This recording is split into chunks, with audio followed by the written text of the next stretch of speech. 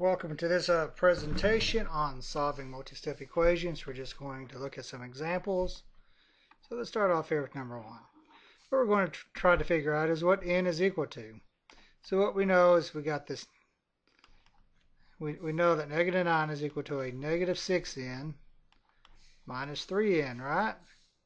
So the first thing we're going to do is combine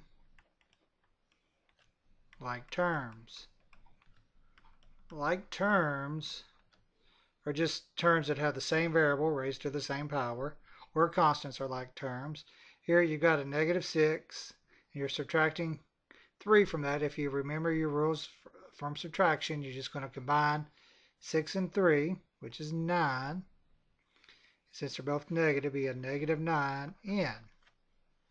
That is equal to a negative 9. So what we have here is negative 9 times n. The inverse operation of multiplication is division. So we're dividing both sides by negative 9. Negative 9 divided by negative 9 is 1. These cancel out, so we're left with 1n, and there's your answer. N is equal to 1. To check it, you just plug it in.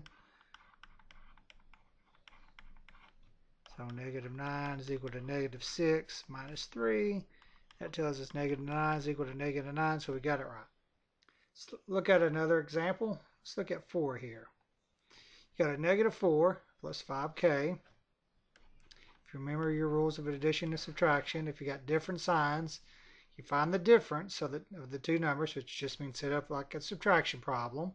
5 minus 4 is 1. Then you take the sign of the bigger number, so it's a positive 1. So we got 1k is equal to negative 8. Divide both sides by 1. K is equal to negative 8. And you really didn't need to do this step, because if you have 1k, you can just write it as k is equal to negative 8. Let's pick another problem. Let's go down to one of these that has a parentheses in it.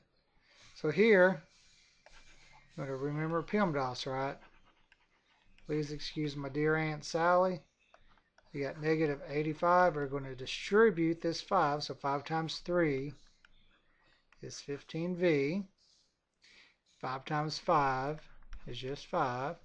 So now let's think about what we have here. We know that v, when you multiply it by 15 and add 5 to it, it is negative 85. So let's figure out what v is. Well, let's subtract 5 from both sides. Negative 85 minus 5 is going to be a negative 90.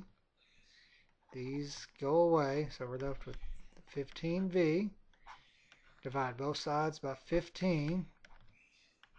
So v is equal to negative number, right? So 90 divided by 15, I think, is 6, right? So we got, here's my pen, equal to negative 6.